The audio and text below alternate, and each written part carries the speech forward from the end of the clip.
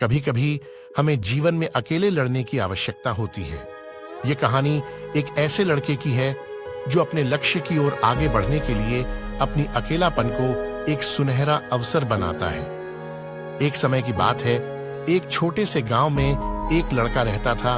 वह बहुत सपने देखता था और अपने लक्ष्यों की प्राप्ति के लिए प्रयास करने का निरंतर जुनून रखता था, परंतु उसके पास न कोई साथी था, न कोई गाइड करने वाला। उसके परिवार में भी उसकी सपनों को समझने वाला कोई नहीं था। इसलिए उसे लगता था कि वह अकेलेपन की जंजीरों में बंद है और उसके सपने अधूरे रहेंगे। फिर भी उसने निरंतर मेहनत की और अपनी आत्मविश्वास की आवाज को बुलंद किया। उसकी इच्छा शक्ति और संघर्ष ने उसे सही दिशा में आगे बढ़ाने की शक्ति दी। एक दिन उसे अपने गांव के बाहर एक पुस्तकालय का पता चला। वह आश्चर्यचकित हुआ, क्योंकि उसे पहले कभी ऐसी जगह नजर नहीं आई थी। धीरे धीरे उसने उस पुस्तकालय के दरवाजे पर कदम रखा। वहां जाकर उसने देखा कि लोग पुस्तकों के बीच खोए रहते हैं और वहां की शांतिपूर्णता और ज्ञान के वातावरण ने उसे संतुष्ट कर दिया। अपनी उत्कृष्टता को पहचानते हुए उसने लिया निर्णय किया कि वह पुस्तकालय में समय बिताएगा। धीरे धीरे वह पुस्तकालय की विभिन्न किताबों को पढ़ने लगा और नई दुनिया की खोज में निकल पड़ा।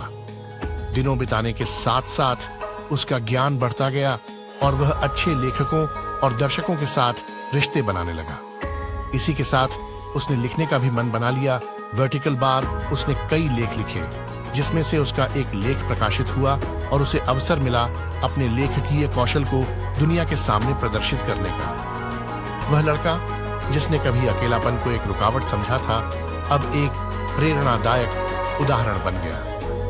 लोग उसे मान्यता देने लगे और वह लड़का अपने लक्ष्यों की ओर अग्रसर होने में सफल हुआ। इस कहानी से हमें यह सीख मिलती है कि अकेलापन को एक सुनहरा अवसर बनाने के लिए हमें संघर्ष करना चाहिए। हमारी संयमितता, समर्पण और मेहनत हमें अपने लक्ष्यों की प्राप्ति की ओर आगे बढ़ा सकती है। मुझे उम्मीद है कि आप सभी को आज का यह कहानी बहुत पसंद आया होगा।